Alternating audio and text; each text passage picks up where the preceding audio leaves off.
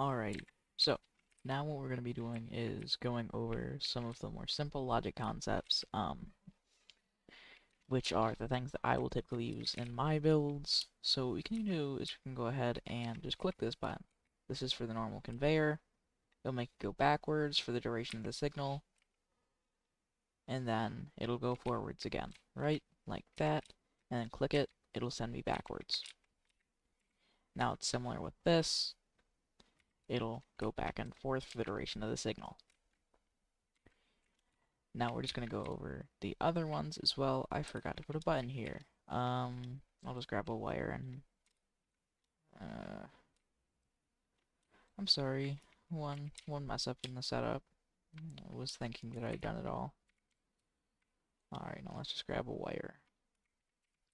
My apologies for that. Okay, now this works just the same way. It'll push you back, but when you do this...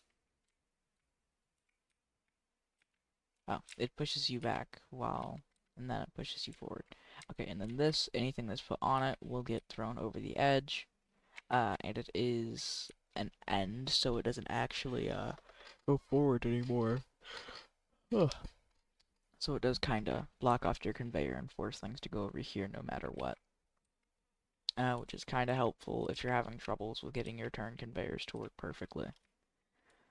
We also have these conveyors over here, which are split conveyors for the duration of the signal. They'll split their chosen direction. And now let's go over some of the logic parts. So what we're going to go ahead and do is we're going to turn on the sustain for a second. Alright, that's pretty long. So it'll sustain it for that amount of time, even if your button or other signal turns off before then. Now we can also set up a delay, which will send out a signal once that actually ends. So the button goes on for one tick in the delay, then you just wait for it to come on out, and it goes on for the duration of the signal that you put in, and gets delayed by however much. Now right here we have a hatch, stays open for the duration of the signal, which we can also use a lever to turn that on permanently, which of course it's still duration of the signal. This is a clock, which whenever you are in the time frame, it will send out a signal, so if we just reset it, then nothing.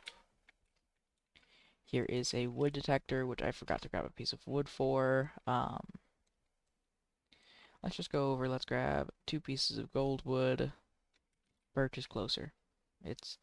I did walk all the way over there, but the birch will realistically take less time to, like, work with here. I definitely made a few mistakes with setup. Definitely a few.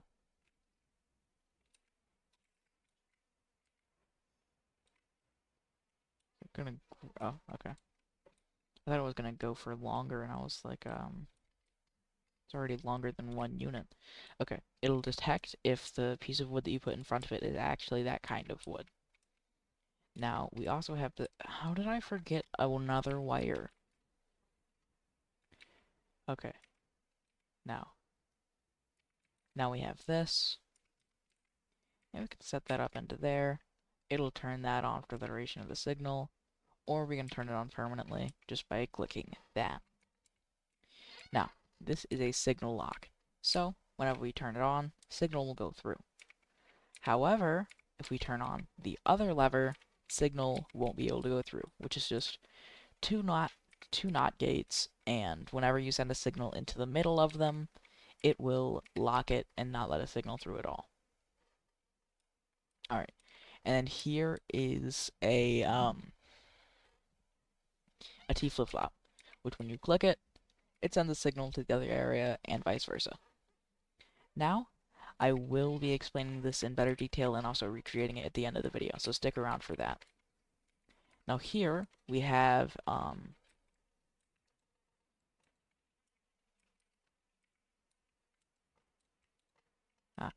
okay, so here we have a memory gate, which is like a T flip-flop, but instead of having the capabilities of a T flip-flop, there are actually 2 buttons, one for turning it on,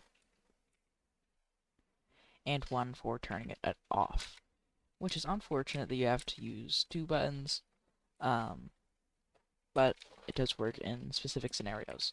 Now let's look at an XOR gate like this. So I actually, believe it or not, I forgot some more levers. So we do need one lever right here, one lever right there, one right there, one right there, one right there, and lastly, one right here. Now, let's go back to over here. Okay.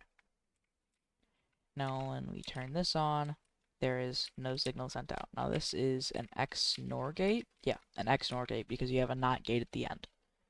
Now, whenever things are off, it won't be on. Whenever one is on, it won't. And whenever two are on, it will. And same with when both are off. Now, an XOR gate, or a NOR gate, and a NAND gate are the same way. They'll be off when nothing is on, but whenever you turn any combination of the levers on, it'll turn off, turn them both on, off, turn one on, off. That is how an XNOR gate works. Or NOR gate. It will only be on if no signal is on. Now, a NAND gate will be on all the time until both levers are on. Now, an XOR gate will be on only when one lever is on. An OR gate will be on with one. Oh, that's an AND gate. Okay. An AND gate will only be on when both levers are on, and an OR gate will be on with any combination of the two. And a NOT gate will be on only when the signal going into it is off. Now let's go over some of these. This is a chop saw. It'll be going on for the duration of the signal, but there is one thing that is a little bit wrong with it. It does go for longer than the signal actually does. It sits around for a little bit longer. This is a pressure plate. Whenever something touches it, whenever something is on top of it, it turns on. Button, of course, whenever you click it, it turns on.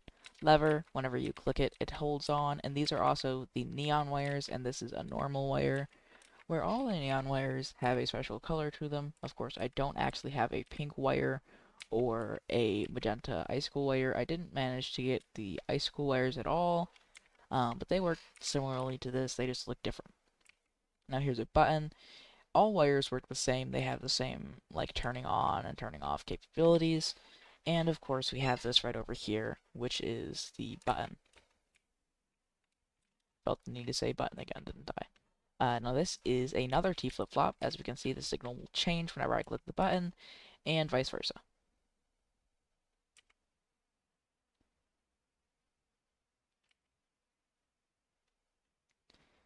It does have just a couple of issues in the system, because it is not built like a normal T flip-flop would be built. Of course, it is majority NOT gates instead of using it doesn't have any OR gates, but it does also have a signal delay, which is why you typically won't find anyone using it. I'll build that again at the end of the video. Same with the memory gate and the other T flip-flop. Now we can look at the sawmill, which actually also has capabilities for turning stuff off, for pressing these buttons. You can turn it up by 0.2 studs, or turn it down by 0.2 studs. Now,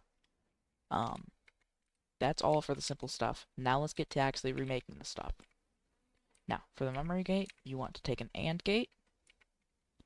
You want to take a NOT gate, put that into the AND gate.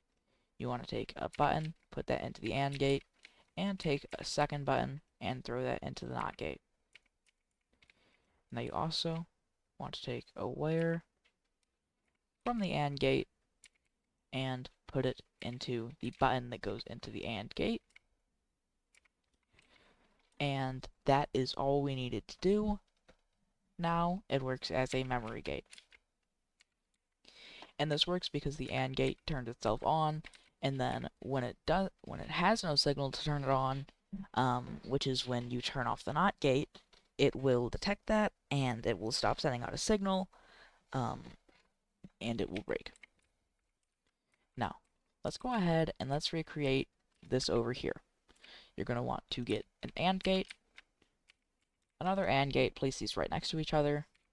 You can place as much space in between these as you want, but personally I will be placing one stud in between, two OR gates, and then we go ahead and we grab two signal inverters. Alrighty, then let's grab a button, put it into one of the signals for the AND gates, and then we take that signal from the button and throw it into the other AND gate as well. Now, we will take the signal from the AND gate and we'll throw it into the OR gates. Make sure that you're following along carefully because at one point we will be doing this a little bit differently, and I have messed up myself with this, even though I've made probably at least 100 T flip-flops in the time that I've been playing this game. Now, let's go ahead and bring the OR gate signal into the NOT gate, and we aren't quite finished yet. There's a little bit more work to do, so we'll just grab this, put it into this NOT gate, and now let's get into the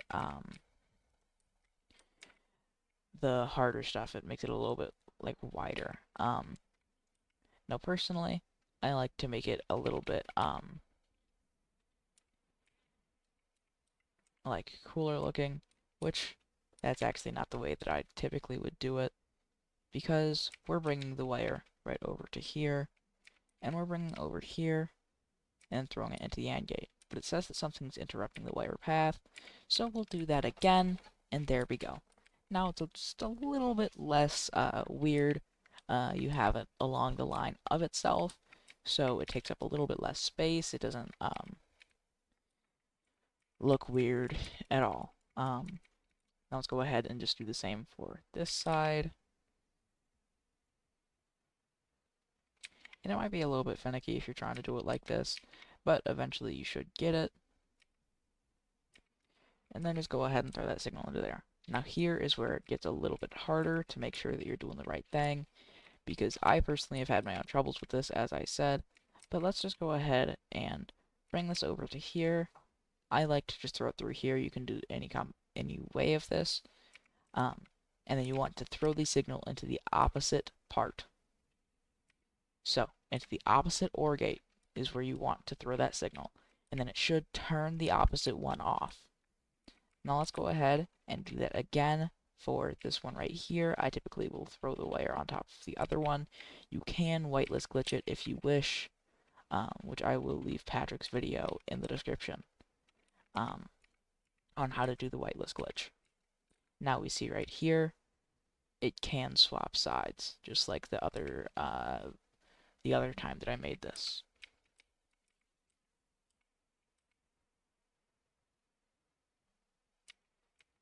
Or can it not?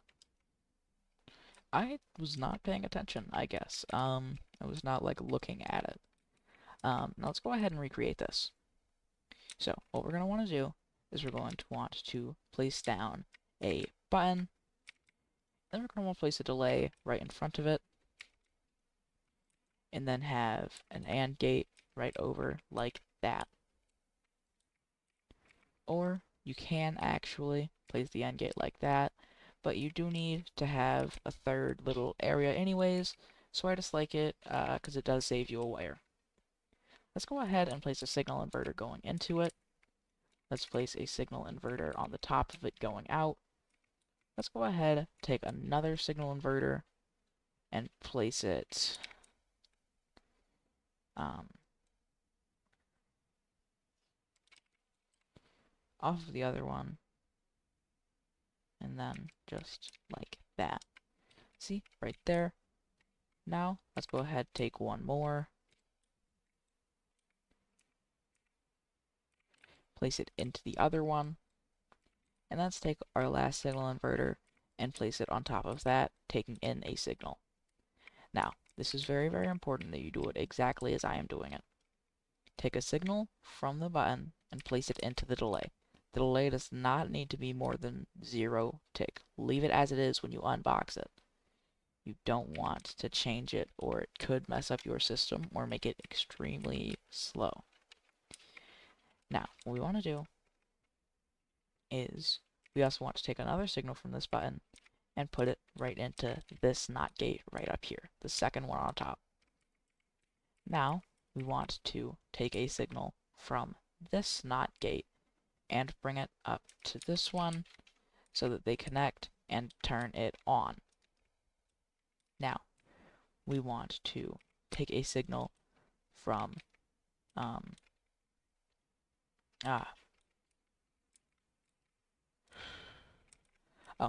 we want to take a signal from this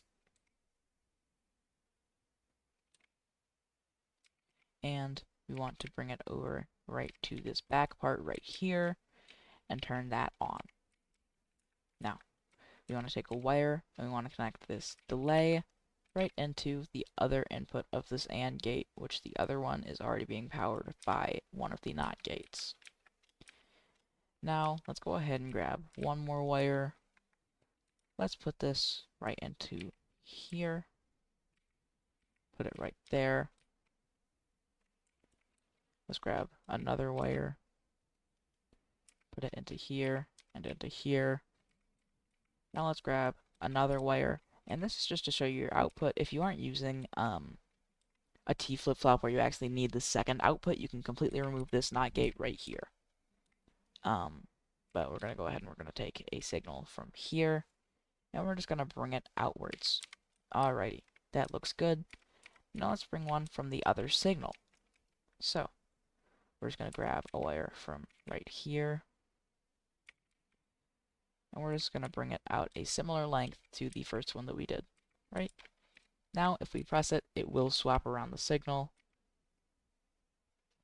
Alright, well, I forgot that it had a little bit of, like bugs. So we'll click it one more time, and we'll wait for it to actually do its thing. It, of course, as I said...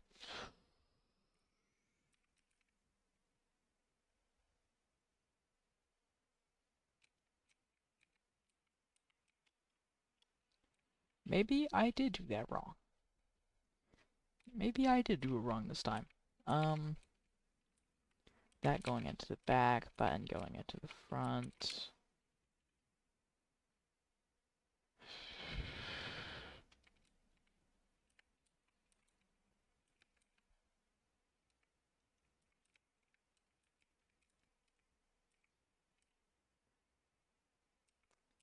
Yep, that worked just fine. That turns on. Turns those on.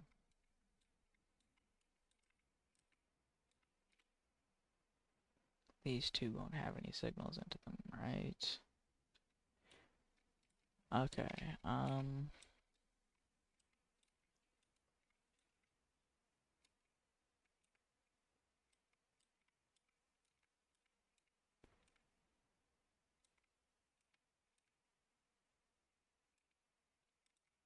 oh! Did I, like, actually mess up the most important part of it?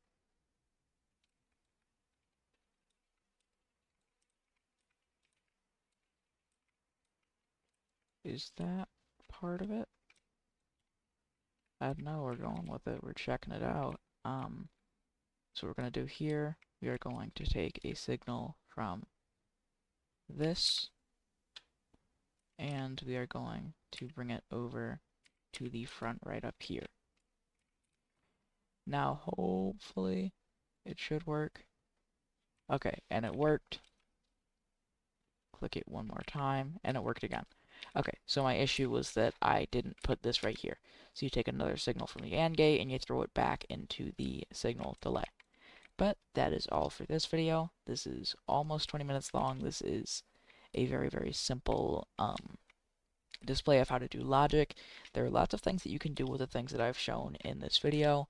If you want me to show anything else, then feel free to DM me on Discord or comment on this video, because I will be replying to comments.